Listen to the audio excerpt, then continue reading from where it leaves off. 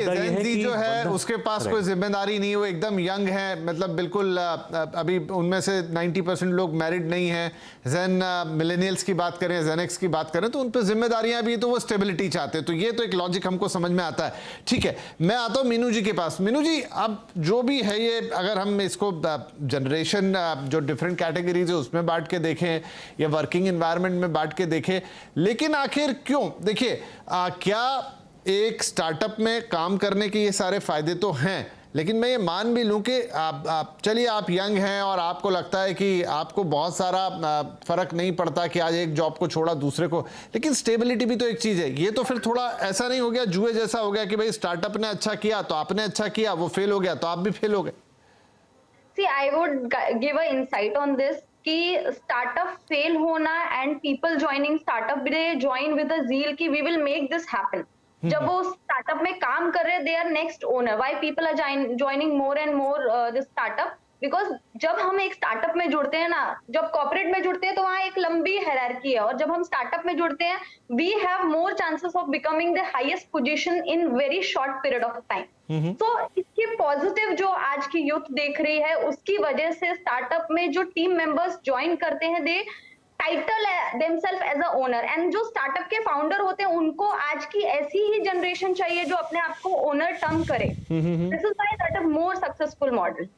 ठीक है, लेकिन मीनू जी पता है कई बार इसका उल्टा भी होता है। मैंने बहुत सारे लोगों से बात की तो कई बार उनको इस तरह की भी शिकायतें होती हैं कि स्टार्टअप में जो मान लीजिए फाउंडर्स हैं वो भी इसी तरीके के हैं, काम के जुनूनी है, लेकिन अब वो चाहते हैं कि सुबह 4 बजे उठ के मीटिंग कर ली जाए। उनको अगर 5 बजे दिमाग में कुछ आ गया तो 5 बजे मीटिंग कर ली जाए, एंड देन एक्सपेक्ट कि उनका हर एम्प्लॉय या हर उनका जो टीम वर्कर है वो ऐसे ही काम करे। अब बहुत सारे लोग इसमें फिट हो जाते हैं, बहुत सारे फिट होना नहीं भी चाहते हैं।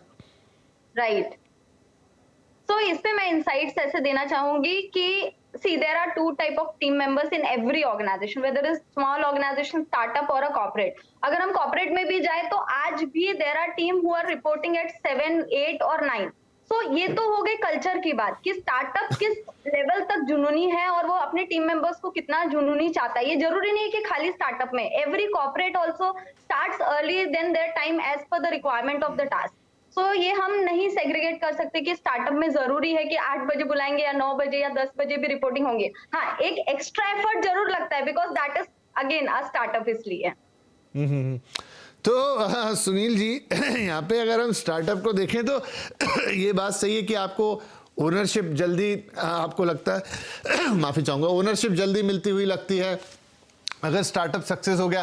क्या लोगों के दिमाग में इस तरह का भी रहता है कि भाई हम देखते हैं कि कितने यूनिकॉर्न्स बन रहे हैं तो बहुत बड़ी फंडिंग आएगी, बहुत सारा पैसा आएगा, और अगर एक बड़ा टर्न अराउंड हो गया तो जो इक्विटी हमें मिल रही है तो हमारे फॉर्चून ही बदल जाएंगे? क्या हल्का सा वो लालच भी रहता है? मैं लालच टर्म में गलत हो सकती है, लेकिन एक मन में रहता ही है हर किसी को बहुत जल्दी आगे जाना है।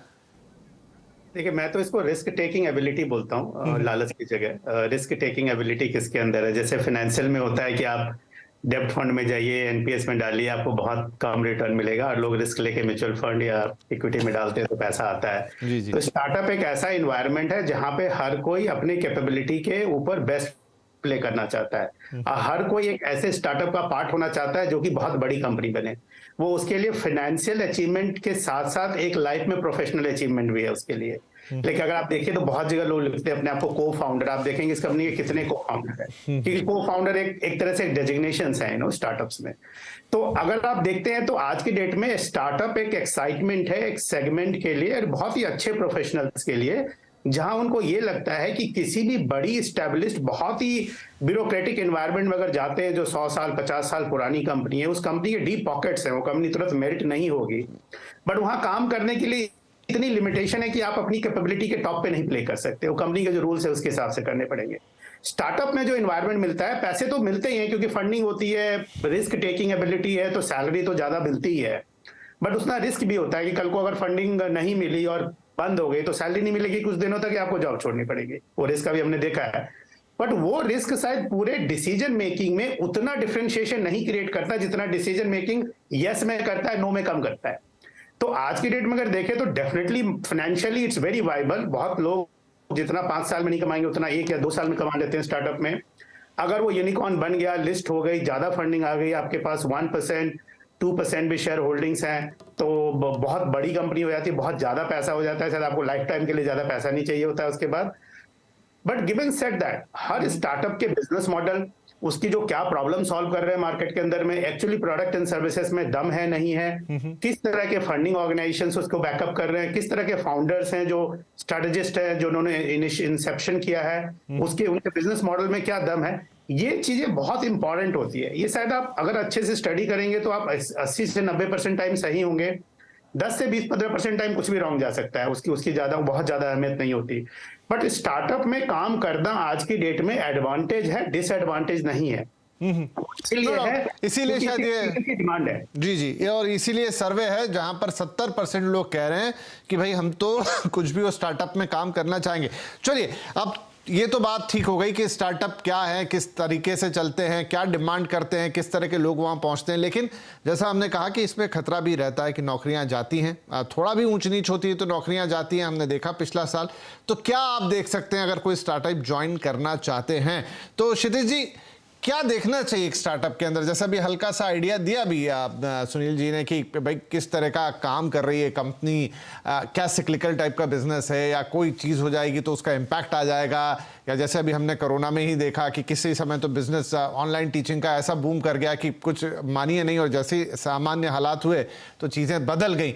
तो आप क्या देख सकते हैं, कौन कौन से वो पैरामीटर्स हो सकते हैं जब आप कोई स्टार्टअप ज्वाइन कर रहे हैं? तो एक जैसे रिस्क लेने की बात है, लेकिन रिस्क भी अगर आप कैलकुलेट करके ले तो बहुत बेहतर है। नहीं तो आजकल इतने सारे टूल्स अवेलेबल हैं देखने के लिए, जैसे क्रंचबेस हो गया, ओलर हो गया, बहुत सारे टूल्स अवेलेबल हैं जहाँ पे आप जाके देख सकते हैं कि ये स्टार्टअप का स्टेबिलिटी क्या है, ये स्टार्टअप के फंडिंग क्या है, ये स्टार्टअप का विजन क्या है और किस इंडस्ट्री से रिलेटेड है, राइट। जैसे मुझे ऐसा लगता है पर्सनली, हेल्थ केयर इंडस्ट्री ऐसी है जो रिसेशन फ्री है, राइट। फाइनेंशियल इंडस्ट्री ऐसी है जो थोड़ा फिर भी रिसेशन फ्री है, right. So there are industries जो रिसेशन फ्री हैं। प्लस आपके जो इनोवेशन वाली चीज़ें होती हैं, राइट, इंडस्ट्री कोई भी हो, इनोवेशन हमेशा लगेगा, राइट। सो जो भी स्टार्टअप कुछ नया कुछ करना चाह रही है, कुछ एआई रिलेटेड करना चाह रही है, कुछ ये करना चाह रही है, तो ऐसे बहुत सारे टूल्स हैं, अवेलेबिलिटी है जहाँ पे आप देख सकते हो कि आप कहाँ पे इन्वेस्ट कर रहे हो। लेकिन आपको इसको अदर वे में भी देखना है कि मैं खुद भी स्टार्टअप रह चुका हूँ और अभी भी स्टार्टअप ही हूँ, एंड एज अ स्टार्टअप मैं कहता हूँ it's other way around as well, कि स्टार्टअप्स को भी बहुत सोच समझ के हायरिंग करते हैं और उनको भी टैलेंट मिलना बहुत ही मुश्किल है, and it's not easy to hire a talent, right, to hire a right talent, लोगों को कन्विंस करना, ये सब करना। तो लकीली हमारा बिजनेस मॉडल ही इसके ऊपर है, जो companybench.com हमारा है वो बिजनेस मॉडल ही है जहाँ पे हम स्टार्टअप्स को इन जैसे लोगों से मिलाते हैं, राइट। तो we match the talent with the startups, right. तो जितनी companies like Urban Ladder, PayU, Paytm, ये सब कंपनीज हमारे थ्रू ही हायरिंग करती हैं, मतलब we are one of the vendor, and हम ही लोग डेवलपर्स को सिखाते हैं कि why they should join a startup, versus हम कंपनीज को बोलते हैं why they should hire them. So ये बहुत इंपॉर्टेंट मैच मेकिंग रहता है जहाँ पे of course case to case basis रहता है, जहाँ पे कहीं कहीं डेवलपर खुद भी डिसीजन ले पाता है, बट मोस्ट केसेस हम लोग भी एज अ मेंटरशिप उनको प्रोवाइड करते हैं, जहाँ पे उन्हें बताते हैं कि आप इस कंपनी में आप राइट फिट हो, आपका ये स्किल सेट है, आप ये करिए या फिर ये मत करिए। So I think that makes a big difference, and हम भी चाहते हैं कि अगर हम किसी का करियर बना रहे हैं तो लॉन्ग टर्म मतलब एम्प्लॉय को भी फायदा हो एंड वाइस वर्सा कंपनी को भी फायदा हो, and they will also grow big, and it's like a match making, right. It's like a marriage which we are the pandits who are making it happen, so we just make sure of that.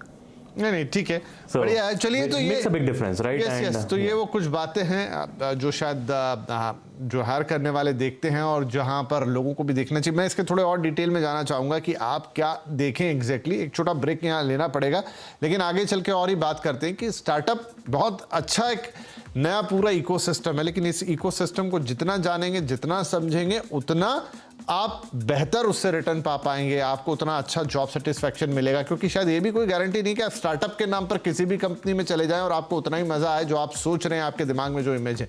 तो वो भी बड़ा important है। एक छोटा break लेते हैं, break के बाद बातचीत जारी रहेगी।